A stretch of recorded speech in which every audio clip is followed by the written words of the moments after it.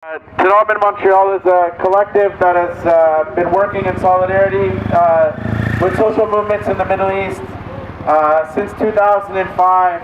And one of the things that when we're looking and we're thinking about what's happening in Iraq right now in terms of what's taking place is not just simply that the U.S. is going to invade or that the U.S. is somehow outside of what's taking place, but has created what's happening right now.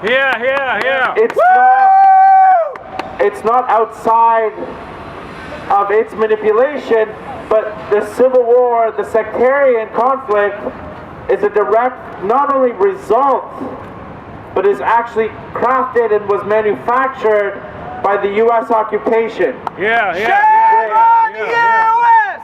Once there was resistance to the U.S. occupation in 2003, mainly from Sunni groups, but from a nationalist perspective, from a perspective that was clearly anti-colonial, what did the U.S. do? It brought in its own counterinsurgency specialists, people like James Steele, who was responsible for the death squads in El Salvador, to bring him back to create a completely independent police commando unit that was made up completely of Shia militias to create a counterinsurgency campaign, not from American soldiers themselves, but use Iraqis as pawns in their game to completely divide and control Iraq for its own benefit and interest. Shame! And that was completely well documented out of WikiLeaks, from The Guardian, from the BBC, that led to 3,000 to 4,000 people dead in Iraq every month between 2005 up until this day. Boo!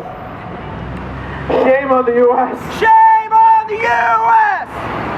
And another thing that is really critical to understand when thinking about the sort of the division of Iraq, and it cannot be separated from Syria, it cannot be separated from what the U.S. is overall agenda in the Middle East.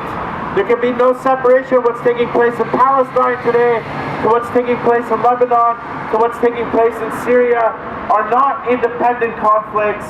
They're part of the same regional plan that the U.S. has created, because for them, this sectarian conflict that has created the 3 largest refugee populations in the world, whether it be unconditional U.S. support of Israeli apartheid that has left over 5 million Palestinian refugees, whether it be the U.S. Saudi-backed sectarian groups across Lebanon and Syria that have left hundreds of thousands, actually millions of Syrian refugees. And also now Iraq is also number 2 or number 3 in terms of the amount of refugees that have been created since 2003, since the U.S. invasion. Shame on the U.S.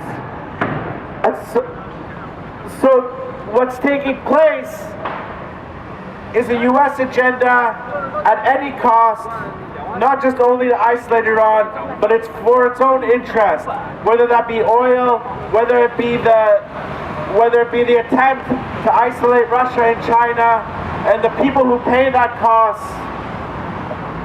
are Iraqis, are Syrians, are Palestinians, are people everywhere around the goal for their corporate interests, for their ruling elite's interests.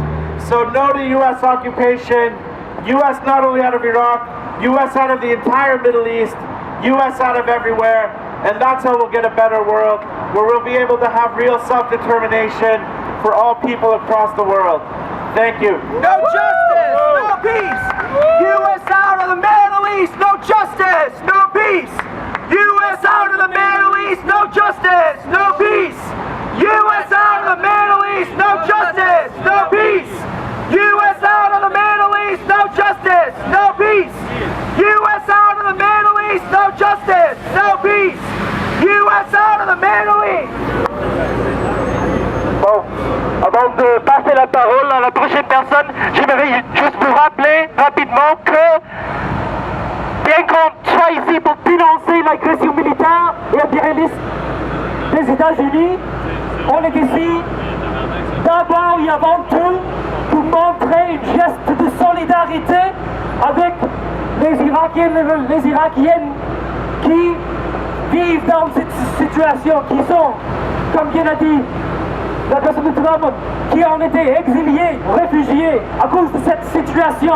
Donc, bien qu'on dénonce toute cette agression, on ne peut pas tout parler des États-Unis parce que on est ici en solidarité avec les Irakiens et les Irakiennes. Donc, encore une fois, j'aimerais avec vous dire